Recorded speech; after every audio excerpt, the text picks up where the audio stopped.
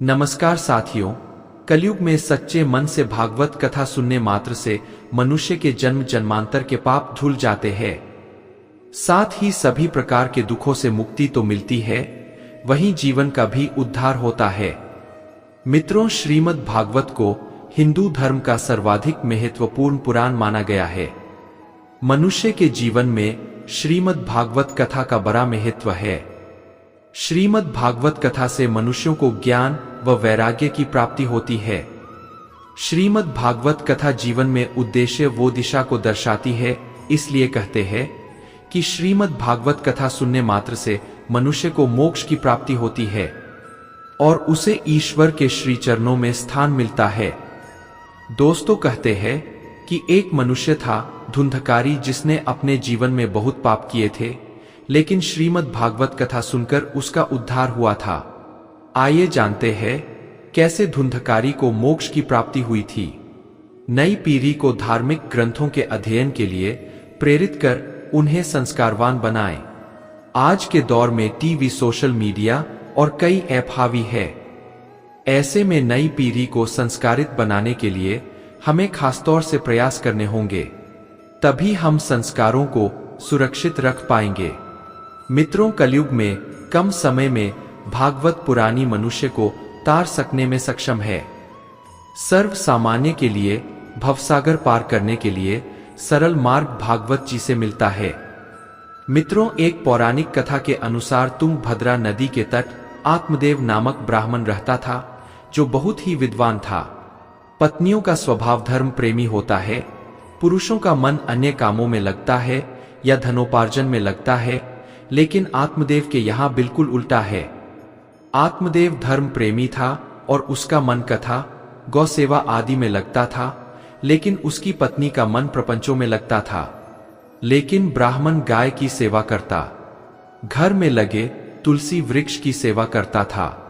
मित्रों, तुलसी को बार बार पानी देने के बाद भी पेड़ सूख जाता था और उसके पड़ोस के घर में तरक्की होती थी। किसी ने कहा, तुम निसंतान हो, इसलिए तुम्हारी सेवा व्यर्थ है। तुलसी के पौधे पर जल चढ़ाने के बाद भी सूख जाता है। वह संतान ना होने का कारण है। संतान ना होने के कारण आत्मदेव के मन में विचार आया, क्यों ना आत्महत्या कर ली जाए। आत्मदेव को सबसे बड़ा दुख यह था कि उसके कोई संतान नहीं थी। मित्रों, जब वह आत्महत्या करने के लिए नदी के किनारे पहुंचा तो वहां एक संत ने उसे रोका। आत्महत्या क्यों कर रहे हो? तब आत्मदेव ने संत से कहा कि मैं निसंतान हूं, इसलिए आत्महत्या कर रहा हूं। तब संत ने कहा, आत्महत्या करने से क्या होगा? तब आत्मदेव ने कहा, संतों की सेवा करने से सब संभव हो जाता है। संत जो चाहे वह हो जाता है, इसलिए आप मुझे संतान उत्पन्न होने के उपाय बताएं। तब संत ने आत्मदेव से कहा कि तुम्हारी मस्तिष्क में मैंने देखा और तुम्हें 7 जन्म तक संतान सुख नहीं है। फिर भी आत्मदेव ने संत से कहा कि आप सब कुछ कर सकते हो। तब संत ने संतान उत्पत्ति के लिए एक फल आत्मदेव को दिया कि जाकर यह तुम अपनी पत्नी को खिला देना, तुम्हें संतान हो जाएगी। लेकिन उसकी पत्नी ने यह फल खुद नहीं खाया और इसे गाय को खिला दिया। मित्रों, कुछ समय बाद गाय ने एक बच्चे को जन्म दिया जो एक मनुष्य के रूप में था। उसका नाम गोकर्ण रखा गया। वही धुंधली को उसकी बहन ने अपना एक पुत्र दे दिया, जिसका नाम धुंधकारी रखा गया। दोनों पुत्र में गोकर्ण तो ज्ञानी व पंडित निकला, लेकिन धुंधकारी दुष्ट व दुराचारी निकला। उसने अपने जीवन में चोरी करना शुरू कर दिया। उसने दूसरों को कष्ट पहुंचाना शुरू कर दिया। अंत में उसने अपने पिता की सारी संपत्ति नष्ट कर दी। इससे दुखी होकर पिता आत्मदेव घर छोड़कर वन में चले गए और प्रभु भक्ति में लीन हो गए।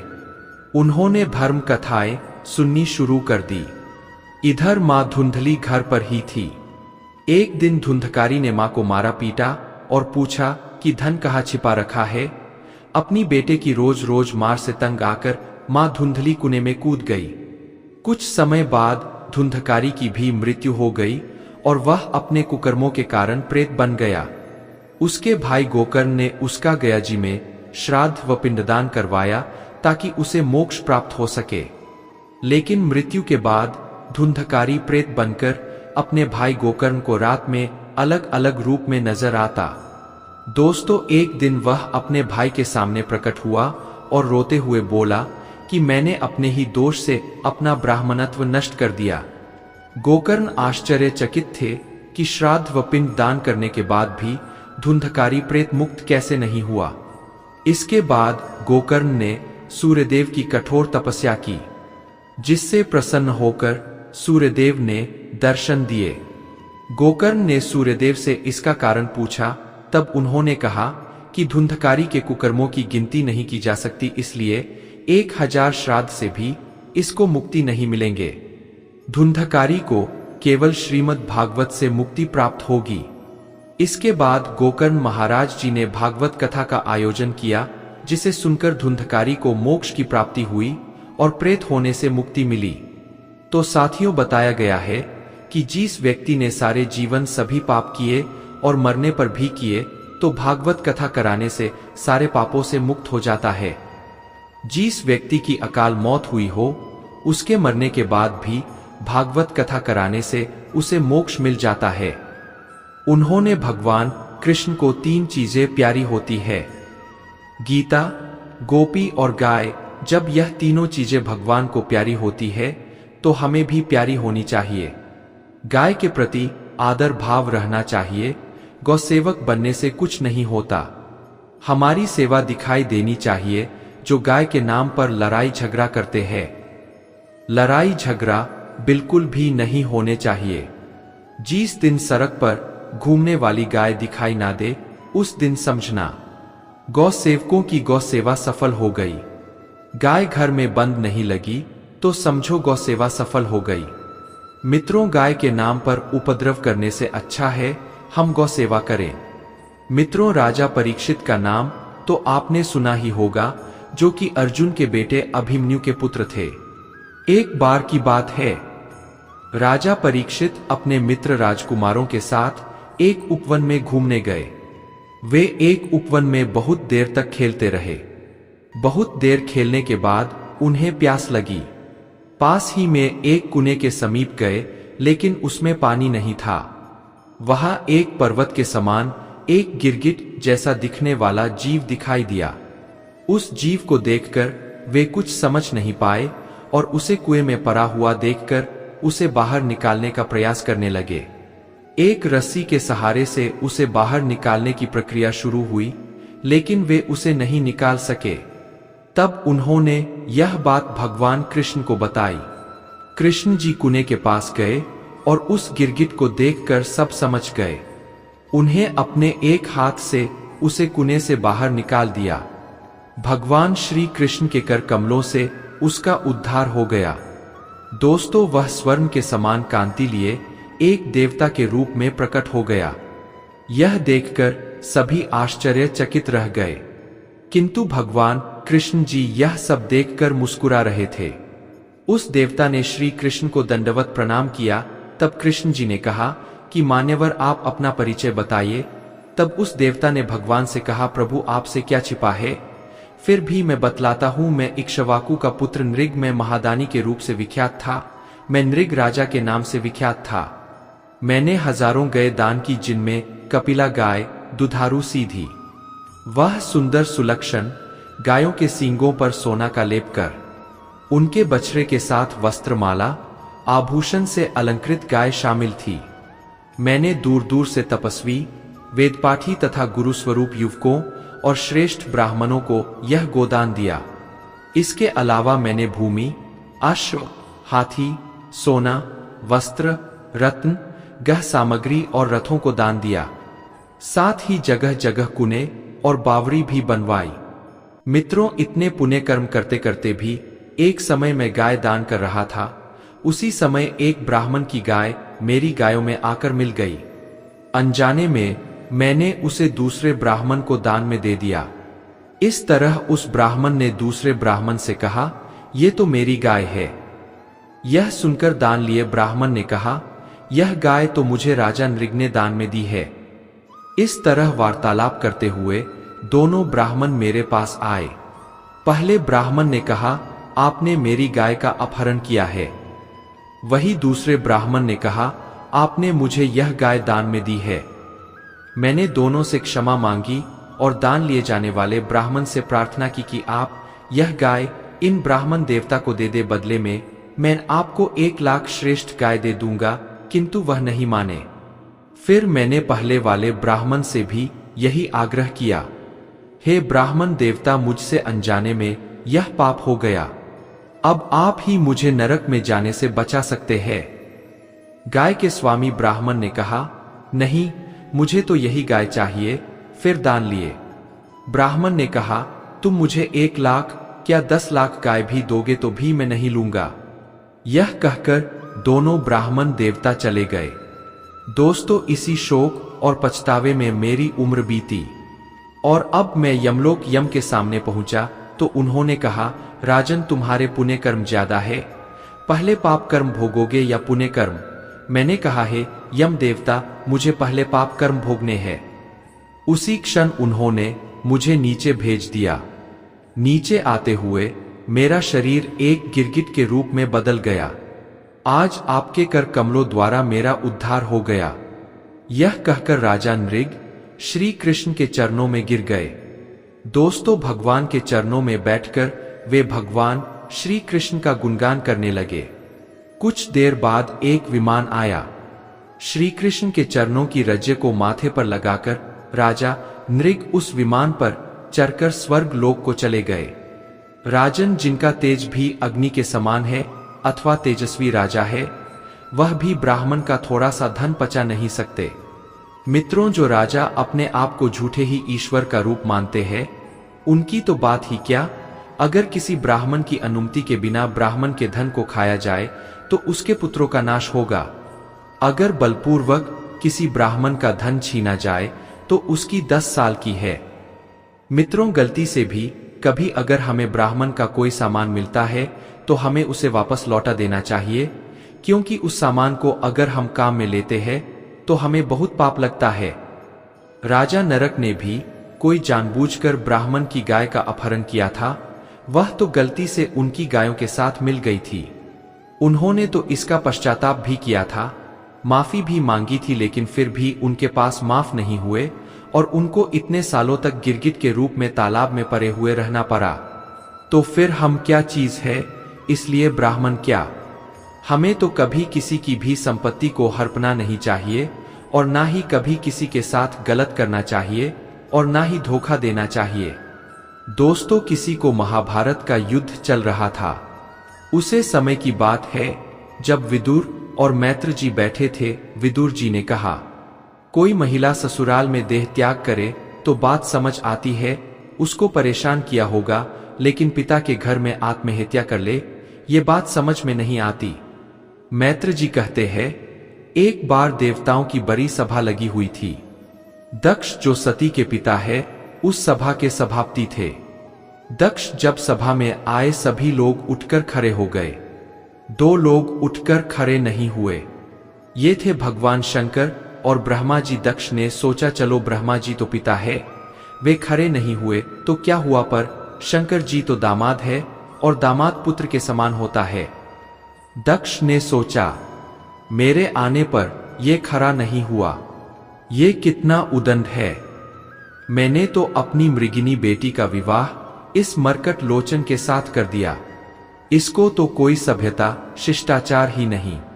मित्रों, इस तरह से दक्ष ने भगवान शिव को बहुत अपशब्द बोले और खूब गाली गलौज किया। अब प्रश्न उठता है, दक्ष की सभा में शिवजी उसके सम्मान के लिए क्यों नहीं उठे? तो इसका उत्तर है, शिवजी का उद्देश्य दक्ष का अपमान करना नहीं था। वे तो भगवान के ध्यान में ऐसे निमग्न बैठे थे कि उनको पता ही नहीं लगा दक्ष कब आया। जब दक्ष गाली देने लगा तब उनका ध्यान टूटा।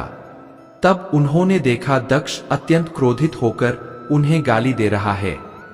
यही है आत्मानिष्ठ महापुरुष की पहचान। अगर अनजाने में कोई मर्यादा का उल्लंघन हो जाए तो उसके परिणामस्वरूप समाज तो कुछ ना कुछ बोलेंगे ही। उनके बोलने पर भी महापुरुष की कोई प्रतिक्रिया नहीं होती। मित्रों, इसी तरह यहां भी दक्ष गाली दे रहा है।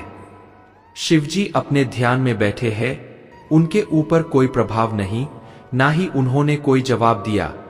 जब दक्ष ने देखा कि उसकी गाली देने के बाद भी शिवजी पर कोई प्रभाव नहीं हो रहा है, तब उसने हाथ में जल लेकर शाप दे दिया, आज के बाद किसी यज्ञ में तुम्हारा हिस्सा नहीं होगा। भगवान शिव तब भी कुछ नहीं बोले। दक्ष ऐसा श्राप देकर सभा से चला गया। उसके बाद शिवजी के वाहन नंदीश्वर को क्रोध आ गया। मित्रों, उन्होंने दक्ष को श्राप दे दिया, मेरे आराध्य को अकारण श्राप दिया। तू इतनी देर से मैं कर रहा है। मैं शिव का ससुर हूं, मैं सभापति हूं। अगले जन्म में इसको बकरे का जन्म मिलेगा, फिर जीवन भर मैं करेगा। ये बात हम सबके लिए है। यदि हम ज्यादा मैं करते हैं तो अगला जन्म किसका मिलेगा? बकरी या बकरा बनना पड़ेगा। इसीलिए कभी किसी को अपने आप पर घमंड नहीं करना चाहिए। नंदीश्वर ने दूसरा शाप ब्राह्मणों को दे दिया, तुम लोग दक्ष जैसे दुष्ट के यहाँ यज्ञ करने आए हो, तुम्हारी विद्या केवल जीविका के लिए रह जाएगी, तुमको ज्ञान कभी नहीं होगा। दोस्तों, अब ब्राह्मणों के गुरु भृगुमुनि बहुत ही क्रोधित हुए। वो बोले, हमने क्या किया? हमें तो अकारण ही श्राप दे दिया। उन्होंने भगवान शंकर के गणों को श्राप दे दिया।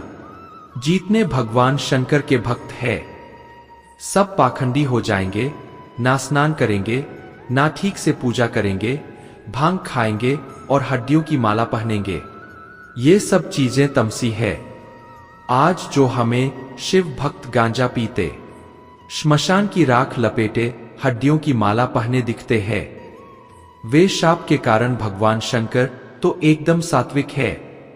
क्या वे अपने भक्तों को इन तामसिक प्रवृत्तियों के लिए अनुमति देंगे? उन्होंने अनुमति नहीं दी। ये तो भृगु जी का शाप लगा हुआ है। मित्रों, भगवान शंकर ने देखा कि श्राप देने वाले बहुत ज्यादा हो गए हैं और वह एक दूसरे पर अपना गुस्सा निकाल रहे हैं। अब यहां से चलना ठीक है। उन्होंने गणों को संभालना और कैलाश चले गए। अब दक्ष ने फिर से अब कनखल क्षेत्र में यज्ञ का आरंभ किया। उसने ऐसा दुराग्रह किया कि यज्ञ में मैं विष्णु की तो पूजा करूंगा, पर शिव जी की नहीं। देवों ने उससे कहा कि तेरा यज्ञ सफल नहीं होगा, फिर भी उसने दुराग्रह से यज्ञ किया। दोस्तों, इस तरह दक्ष ने भगवान विष्णु, ब्रह्मा जी और देवराज इंद्र को निमंत्रण दिया, पर शिव जी को निमंत्रण नहीं दिया। हरिद्वार में कनखल नामक स्थान पर यज्ञ का आयोजन है। सारे देवता कैलाश पर्वत से होकर आ रहे हैं, तो सती और भगवान शंकर को प्रणाम करके जा रहे हैं। सती ने पूछा, कहाँ जा रहे हो? उन्होंने कहा, तुम्हारे पिता के घर यज्ञ है और तुम हमसे पूछ रही हो कहाँ जा रहे हो? देवता चले गए। इधर सती ने भगवान शंकर से प्रार्थना की, बोलने में तो चतुर है। कहती है, प्रभु नॉइस, आपके ससुर के यहाँ इतने बड़े यज्ञ का आयोजन हो रहा है। ये भी कह सकती थी कि मेरे पिता के यहाँ यज्ञ हो रहा है। अर्थ दोनों के एक ही है, लेकिन सती कहती है, आपके ससुर के यहाँ, जिससे आपका संबंध ज्यादा जुड़ जाए तो शायद चल पड़े। बोलने की चतुराई थी। भगवान शिव मौन थे।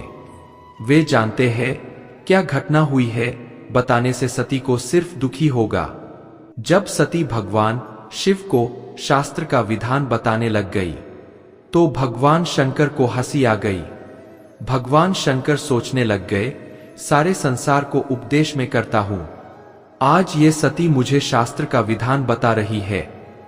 शिवजी ने सती को समझाया, देवी तुम ठीक कहती हो, गुरु के यहाँ, पिता के यहाँ और मित्र के यहाँ बिना निमंत्रण के जा सकते हैं, पर यदि जानबूझकर निमंत्रण नहीं दिया गया हो तो बिल्कुल नहीं जाना चाहिए, क्योंकि उसके अंदर कोई ना कोई द्वेष है। वहां जाने से भलाई नहीं होगी।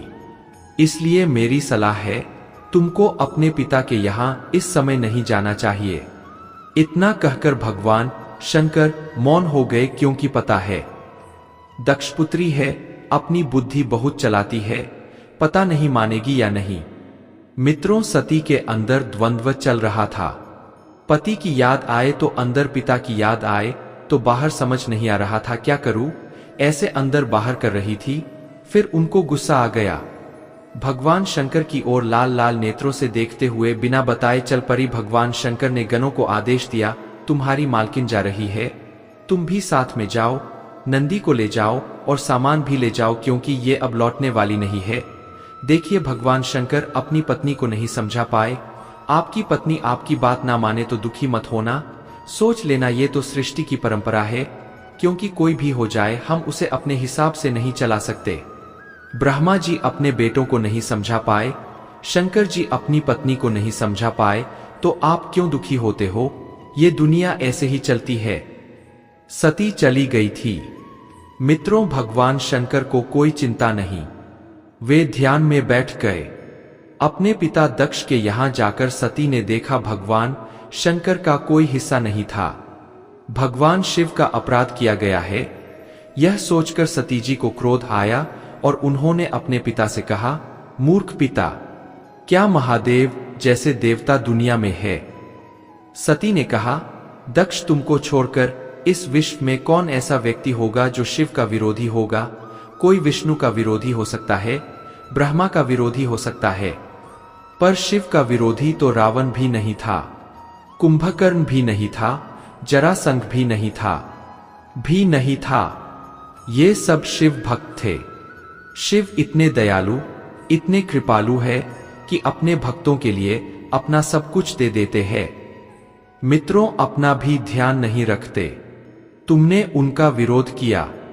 शास्त्र में लिखा है, जहां गुरु का और भगवान का विरोध हो रहा है तो कानों में उंगली लगाकर वहां से चले जाओ। जो सुनेगा और विरोध नहीं करेगा उसको भी पाप का भागी बनना पड़ता है।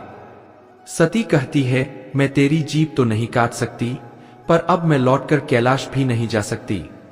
शिव तो परम दयालु है, वे तो स्वीकार कर लेंगे, परंतु दुष्ट दक्ष, ये शरीर तेरा दिया हुआ है, तेरे जैसे दुष्ट के दिए शरीर से मैं वहां नहीं जा सकती। वो मुझे दक्षपुत्री कहकर बुलाएंगे तो मेरे लिए मरने के समान हो जाएगा।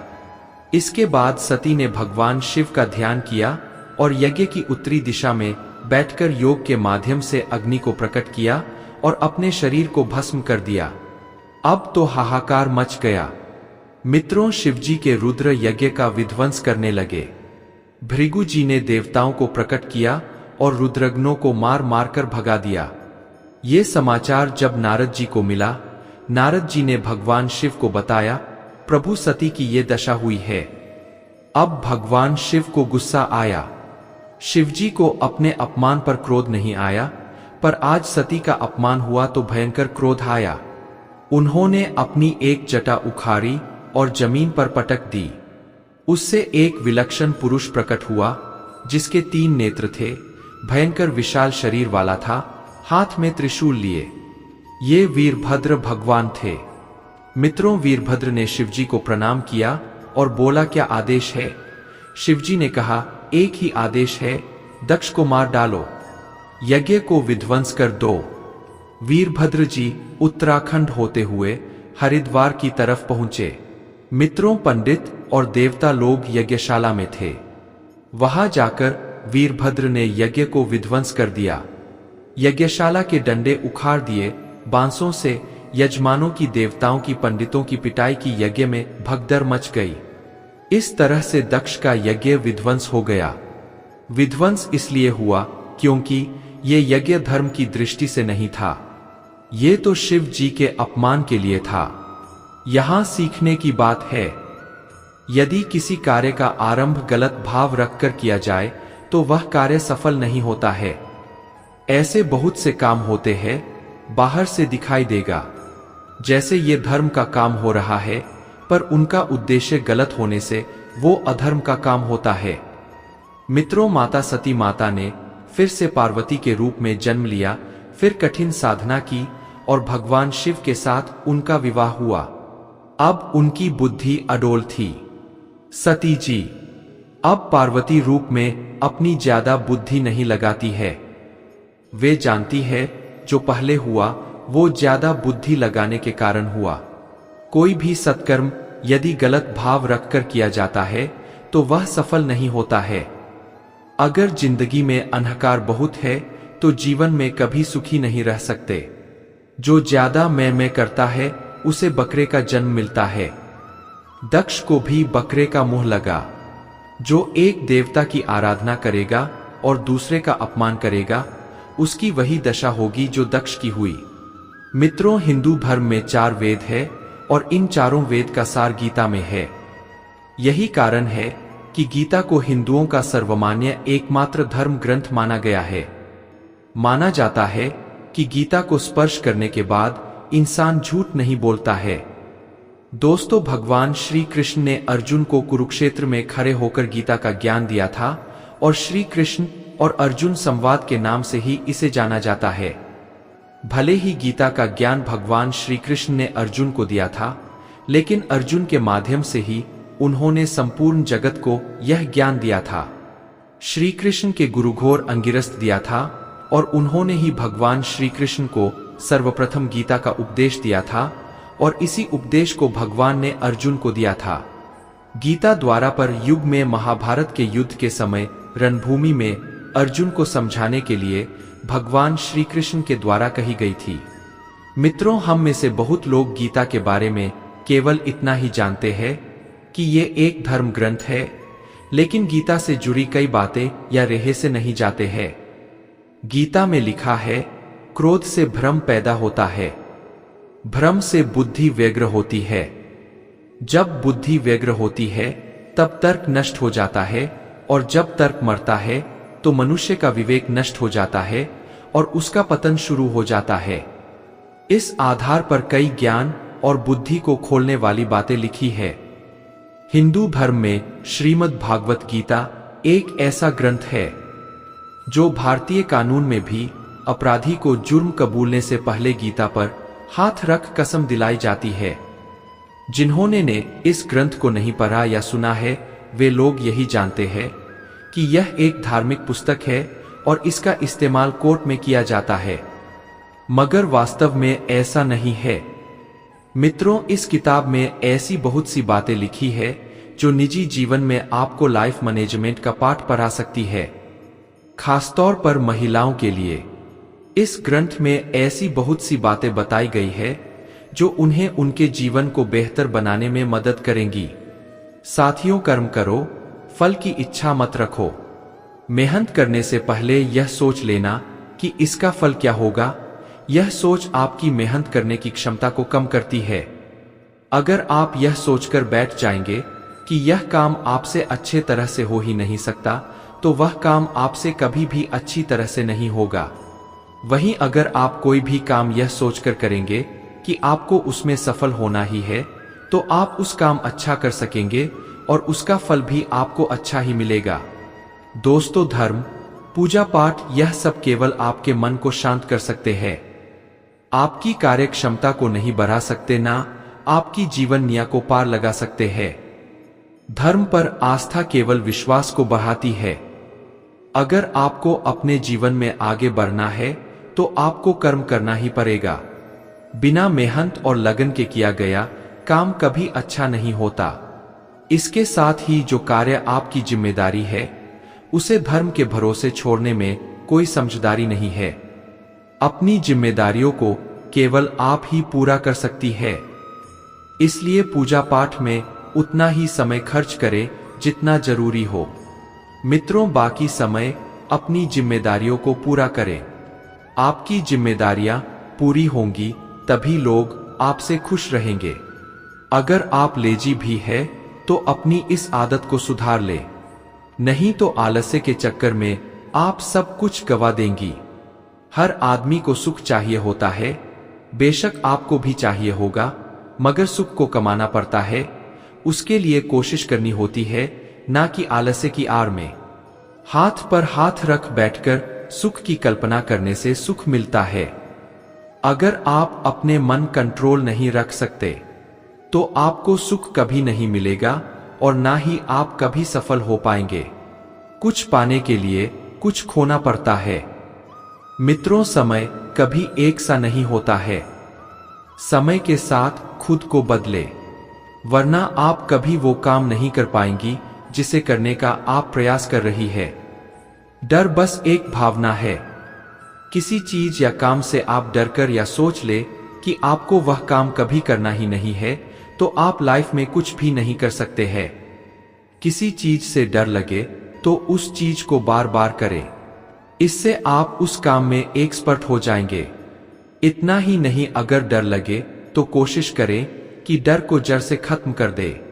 इसके लिए वो सारे काम जो आपको करने से डर लगता है, उन कार्यों को लाइफ में जरूर करें।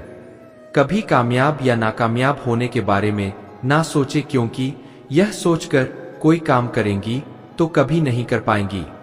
वो सारे काम जो आपको डराते हैं, उन्हें ट्राई करने पर आपको कॉन्फिडेंस आएगा। उपासना की पद्धति है, अपने आराध्य की उपासना करो और सम्मान सबका करो, अपमान किसी का मत करो। दोस्तों, अगर आप श्री कृष्ण भक्त हैं और राम मंदिर गए तो राम जी से श्री कृष्ण प्रेम मांगो। सबका सम्मान करो और आराधना अपनी आराध्य की, गुरु के प्रति, ईश्वर के प्रति अपनी ज्यादा बुद्धि नहीं लगानी चाहिए। जिज्ञासा करो पर कुर्तक मत करो। गुरु जो आदेश करे उसको सुनो, समझो और मानो तो आपका कल्याण होगा। भगवान श्री कृष्ण कहते हैं कि अर्जुन, तुम मेरा चिंतन करो लेकिन अपना कर्म करते रहो। वे अपना काम छोड़कर केवल भगवान का नाम लेते रहने का नहीं कहते। भगवान कभी भी किसी अव्यवहारिक बात की सलाह नहीं देते। गीता में लिखा है, बिना कर्म के जीवन बना नहीं रह सकता। कर्म से मनुष्य को जो सिद्धि प्राप्त हो सकती है, वह तो संन्यास से भी नहीं मिल सकती। व्यक्ति को अपने स्वभाव के अनुसार काम, आजीविका चुनी चाहिए, वह काम जिसमें उसे खुशी मिलती हो। हम अपनी प्रकृति और क्षमता के अनुसार काम करें, अपने अस्तित्व की जरूरत के अनुसार काम करें। गीता में यह भी लिखा है कि जो काम आपके हाथ में इस समय है, यानी वर्तमान कर्म, उससे अच्छा कुछ नहीं है, उसे पूर्ण करो। शिक्षा और ज्ञान उसी को मिलता है जिसमें जिज्ञासा हो। सम्मान और विनयशीलता से सवाल पूछने से ज्ञान मिलता है। मित्रों, जो जानकार है वे कोई भी बात तभी बताएंगे जब आप सवाल करेंगे। किताबों में लिखी या सुनी बातों को तर्क पर तौलना जरूरी है। जो शास्त्रों में लिखा, जो गुरु से सीखा है और जो अनुभव रहा है, इन तीनों में सही तालमेल से ज्ञान मिलता है। जो सही मात्रा में भोजन करने वाला और सही समय पर नींद लेने वाला है, जिसकी दिनचर्या नियमित है, उस व्यक्ति में योग यानी अनुशासन आ जाता है। ऐसा व्यक्ति दुखों और रोगों से दूर रहता है। दोस्तों, सुख दुख का आना और चले जाना सर्दी गर्मी के आने जाने के समान है। सहन करना सीखे। गीता में लिखा है, जिसने बुरी इच्छाओं और लालच को छोड़ दिया है, उसे शांति मिलती है। कोई भी इच्छाओं से मुक्त नहीं हो सकता, पर इच्छा की गुणवत्ता बदलनी होती है। दोस्तों, गीता में श्री कृष्ण कहते हैं कि जीवन के सच्चे साथी दो ही है, एक अपना किया हुआ कर्म और दूसरा परमात्मा। शेष तो सब यही मिले हैं और यही छूट जाएंगे। श्री कृष्ण कहते हैं कि हमेशा सही के साथ खड़े रहो, भले अकेले ही क्यों ना खड़ा रहना पड़े। गीता में लिखा है कि अपने बीते हुए कल को त्याग देना चाहिए, क्योंकि उसका प्रभाव आने वाले कल को दूषित करता है। गीता सार में श्री कृष्ण ने कहा है कि हर इंसान के धारा जन्म मरण के चक्र को जान लेना बेहद आवश्यक है, क्योंकि मनुष्य के जीवन का मात्र एक ही सत्य है और वो है मृत्यु। जीस मनुष्य ने इस दुनिया में जन्म लिया है, उसे एक दिन इस संसार को छोड़कर जाना ही है और यही इस दुनिया का अटल सत्य है। मनुष्य को मृत्यु से कभी भी भयभीत नहीं होना चाहिए। मृत्यु जीवन की अटल सच्चाई है। मृत्यु के प्रति भय ही मनुष्य के वर्तमान खुशियों को खराब कर देता है, इसलिए मन में किसी भी तरह का डर नहीं रखना चाहिए। दोस्तों, श्री कृष्ण कहते हैं, शरीर नश्वर है पर आत्मा अमर है। यह तथ्य जानने पर भी व्यक्ति अपने इस नश्वर शरीर पर घमंड करता है, जो कि बेकार है। शरीर पर घमंड करने की बजाय मनुष्य को सत्य स्वीकार करना चाहिए। भगवान श्री कृष्ण ने कहा है कि पाप करने की सबसे बड़ी वजह मनुष्य की काम भावना किसी चीज को पाने की इच्छा है, क्योंकि काम वासना से क्रोध उत्पन्न होता है और क्रोध से भ्रम पैदा होता है, जिससे सबसे पहले बुद्धि नष्ट हो जाती है और यही मनुष्य के विनाश का कारण बनती है। मित्रों, भगवान श्री कृष्ण आगे कहते हैं कि जिस प्रकार धुआं अग्नि को ढक देता है, ठीक उसी तरह काम, मोह और वासना भी मनुष्य के ज्ञान को ढक देती है। इन्हीं कारणों के चलते मनुष्य पाप करने के लिए विवश हो जाता है। दोस्तों, भगवान श्री कृष्ण पाप से बचने के कुछ उपाय भी गीता में बताते हैं, जिसके अनुसार मनुष्य को आसक्ति या विरक्ति के प्रभाव के अधीन नहीं होना चाहिए। जब किसी व्यक्ति में आसक्ति और विरक्ति का अभाव होता है तो उस जीवन को ही उत्तम माना जाता है। मित्रों, अहंकार का भी अभाव जन्म, मृत्यु, जरा और रोग आदि में दुख और दोषों का बार बार विचार करना दर्द जीवन का एक स्वाभाविक हिस्सा है। जन्म स्वयं दर्द के साथ आता है और मृत्यु भी दर्द के साथ आती है। जीवन उतार चढ़ाव, सुख दुख की यात्रा है। इस भौतिकवादी समाज में संतुलित जीवन जीने की चुनौतियां और प्रयास भी एक प्रकार का दर्द है। इससे बच नहीं सकते। दुख जीवन का एक अपरिहार्य हिस्सा है और हमें इससे निपटना चाहिए, लेकिन इससे निपटने से पहले पहले दर्द की प्रकृति को समझना चाहिए। जीवन में कई तरह से दर्द का अनुभव कर सकते हैं, इसलिए बुद्धिमानी से इसका सामना करने के लिए पहले उस दर्द की पहचान करनी चाहिए जो अनुभव कर रहे हैं। अति भौतिक पीड़ा वह पीड़ा है जो संसार के अन्य प्राणी हम पर थोपते हैं। मित्रों, सच्चा दोस्त धोखा दे रहा है या परिवार का सदस्य जब उनकी सबसे ज्यादा जरूरत है आपके पास नहीं है। यहां तक कि बीमारी या जानवरों या कीटों द्वारा लाए गए रोग भी परेशान कर रहे हैं। ये सभी आदि भौतिक का हिस्सा है। दोस्तों, श्रीमद् भागवत गीता के पहले अध्याय में महाभारत युद्ध के पहले दिन अर्जुन ने श्री कृष्ण से अपना रथ युद्ध भूमि के बीच में ले जाने के लिए कहा था। श्री कृष्ण ने रथ आगे बढ़ाया और भीष्म पितामह द्रोणाचार्य के सामने ले जाकर खड़ा कर दिया। अर्जुन ने जब कौरव सेना में अपने कुटुंब के लोग देखे तो वह निराश हो गए थे। अर्जुन ने श्री कृष्ण से कहा कि मैं युद्ध नहीं चाहता, मैं संन्यास लेना चाहता हूं। अपने कुटुंब के लोगों को मारकर मिलने वाला राज्य मेरे लिए किसी काम का नहीं है। अर्जुन ने जब युद्ध के लिए मना किया तो श्री कृष्ण ने अर्जुन को गीता का उपदेश दिया था। मित्रों, श्रीमद् भागवत गीता के दूसरे अध्याय में श्री कृष्ण अर्जुन से कहते हैं कि जो लोग कर्म नहीं करते हैं, अपने कर्तव्य से भागते हैं, वे कायर होते हैं। ऐसे लोगों को घर, परिवार और समाज में सम्मान नहीं मिलता, बल्कि इन्हें अपमानित होना पड़ सकता है। गीता के पहले अध्याय में श्री कृष्ण मौन थे। अर्जुन श्री कृष्ण से लगातार प्रश्न कर रहे थे। युद्ध ना करने के निर्णय को सही बताते हुए अपने तर्क दे रहे थे, लेकिन श्री कृष्ण ने अर्जुन से कुछ नहीं कहा।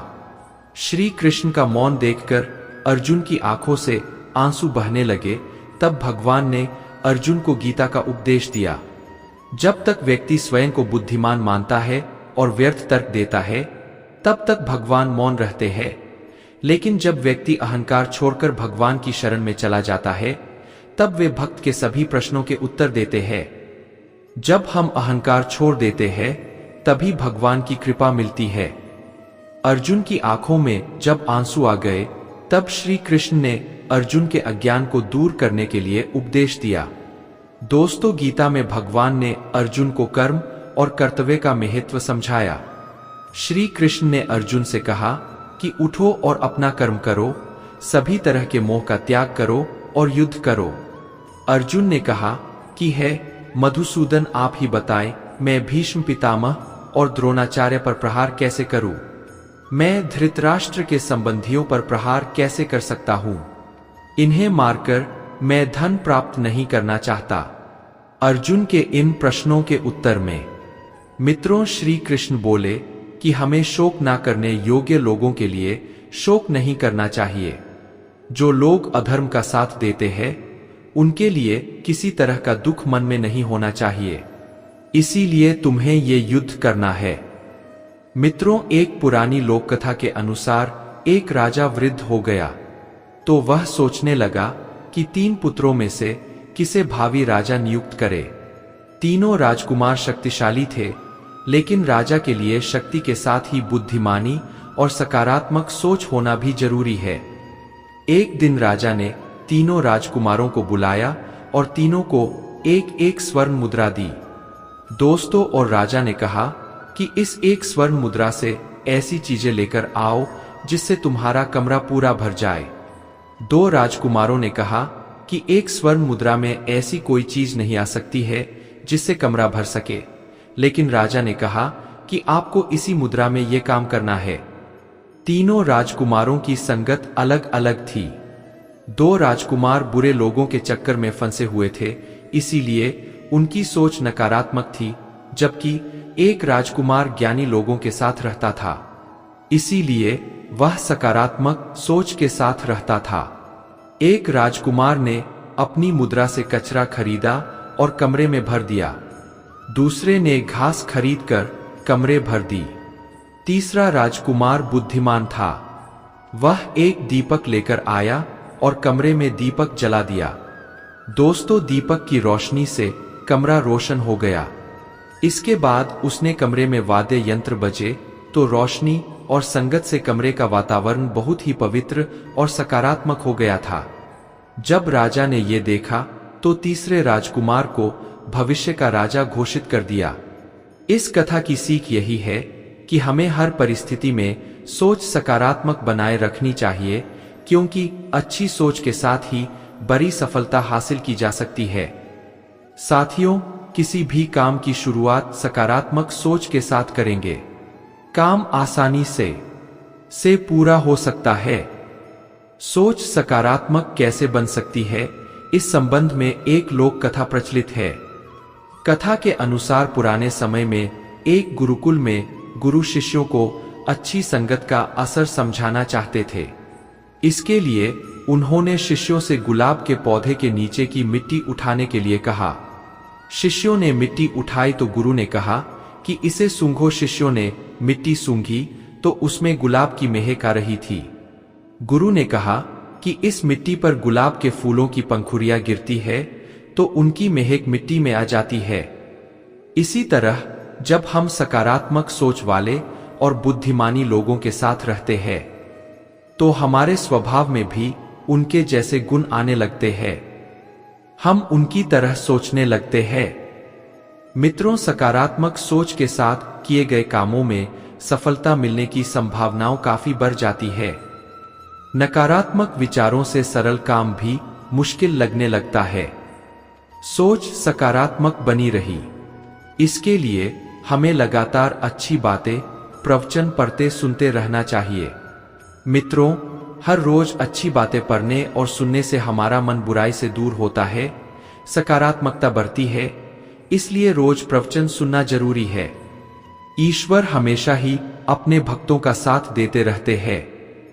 दोस्तों, जो मनुष्य इस प्रभावशाली सत्य को मान लेता है तो उसका जीवन पूरी तरह से बदलता हुआ उसे महसूस होता है, क्योंकि संसार का निर्माण भगवान ने ही किया है और वही इस पूरे संसार को चला रहे हैं।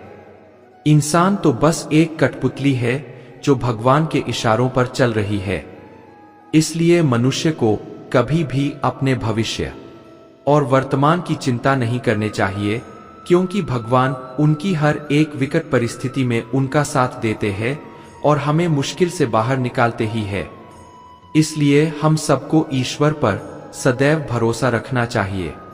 दोस्तों, भागवत गीता में भगवान श्री कृष्ण ने यह बताया है, मनुष्य के लिए किसी भी चीज की अधिकता उनके लिए हानिकारक साबित हो सकती है। ये किसी भी प्रकार की अधिकता हो सकती है, करवाहट हो या फिर मधुरता, खुशी हो या गम। हमें कभी भी किसी भी चीज की अति करना हमारे लिए नुकसानदायक साबित हो सकती है। जीवन में संतुलन बनाए रखना है बहुत जरूरी है। जब तक मनुष्य अपने जीवन में संतुलन नहीं बनाएगा, तब तक मनुष्य अपने जीवन को खुशी से व्यतीत नहीं कर सकता। इसलिए मनुष्य को अपने जीवन में किसी भी चीज को ज्यादा करने से बचना चाहिए और जीवन में संतुलन बनाकर रख सही है। मनुष्य के जीवन में सुख दुख दोनों ही स्थिति का अनुभव होता रहता है। मित्रों, सुख की स्थिति में मनुष्य ज्यादा ही प्रसन्न हो जाता है, तो वही दुख की स्थिति में मनुष्य निराशा महसूस करता है। इसलिए सुख और दुख दोनों ही स्थिति में मनुष्य को अपने मन पर काबू रखकर उसे स्थिर रखना ही योग कहलाता है। जब कोई भी मनुष्य सांसारिक इच्छाओं को त्याग करके फल की चिंता न करे, अपने कर्मों को करता है, तो उसी स्थिति को मनुष्य योग में स्थित कहलाता है। जो मनुष्य अपने मन को काबू में कर लेता है, वह मनुष्य का मन ही उसका सच्चा मित्र बन जाता है। लेकिन जो मनुष्य अपने मन को काबू में नहीं कर पाता, उसके लिए उसका मन ही उसका सबसे बड़ा दुश्मन साबित होता है। दोस्तों, वही जो मनुष्य अपने मन पर विजय प्राप्त कर ले, तो उसको परमात्मा की प्राप्ति हो जाती है। इसका मतलब जिस भी मनुष्य को ज्ञान की प्राप्ति हो जाती है, उसके लिए सुख दुख, सर्दी गर्मी और मान अपमान सब एक समान हो जाता है। भगवान परिवर्तन ही तो संसार का नियम है। जिसे तुम मृत्यु समझते हो, वही तो एक नया जीवन है। इस संसार में तुम एक ही क्षण में करोड़ों के स्वामी बन जाते हो, तो वही दूसरे वक्त दरिद्र बन जाते हो। दोस्तों, गीता में कहा गया है कि हमें मनुष्य के आत्मा से प्यार करना चाहिए, उनकी पहचान उनके आत्मा से करनी चाहिए। हमें मनुष्य के शरीर से आकर्षित नहीं होना चाहिए। मनुष्य के भीतर ही मन को समझना ही उचित होता है। जो लोग मनुष्य के शरीर से ही केवल प्यार करते हैं, ऐसे लोगों के लिए गीता का उपदेश बहुत कुछ सिखाने वाला साबित हो सकता है। मित्रों, गीता में भगवान श्री कृष्ण ने बताया है कि इंसान को जन्म मरण के चक्र के बारे में जान लेना चाहिए, क्योंकि मनुष्य के जीवन का एकमात्र सच जो है वह मृत्यु है। क्योंकि जिस भी इंसान ने इस दुनिया में जन्म लिया है, उसे एक न एक दिन इस संसार से जाना ही होता है, और यही इस दुनिया का अटल सत्य है। लेकिन इस बात से भी नकारा नहीं जा सकता कि हर इंसान अपनी मौत से भयभीत रहता है। इसलिए मनुष्य को जीवन की अटल सच्चाई को जान लेना चाहिए और अपनी वर्तमान की खुशियां को भी खराब नहीं करना चाहिए। दोस्तों, भगवान श्री कृष्ण ने गीता के सार में यह बताया है कि कोई भी व्यक्ति अपने कर्मों को नहीं छोड़ सकता, जिसका मतलब व्यक्ति साधारण समझ के साथ अपने कर्मों में लगे रहते हैं। उन्हें अपने कर्म से हटना यहाँ छोड़ना नहीं चाहिए, क्योंकि वह ज्ञानवादी नहीं बन सकते हैं। वही अगर मनुष्य अपने कर्मों से पीछा छुड़ा ले या अपने कर्म करना बंद कर दे, तब वह अपने रास्ते से भटक जाता है। दोस्तों, संसार का नियम है जिसके मुताबिक मनुष्य को अपने कर्मों को करते रहना होगा। जो व्यक्ति अपने कर्मों से बचना चाहता है, या वह अपने कर्म को करना बंद कर देता है। साथियों, भगवान श्री कृष्ण की यह बातें अगर आपको पसंद आई तो कमेंट में जय श्री राधे कृष्ण लिखे, और ऐसे ही प्रेरणादायक वीडियो देखने के लिए हमारे चैनल LSGD गुरु को सब्सक्राइब कर ले। जय श्री कृष्ण भक्तों।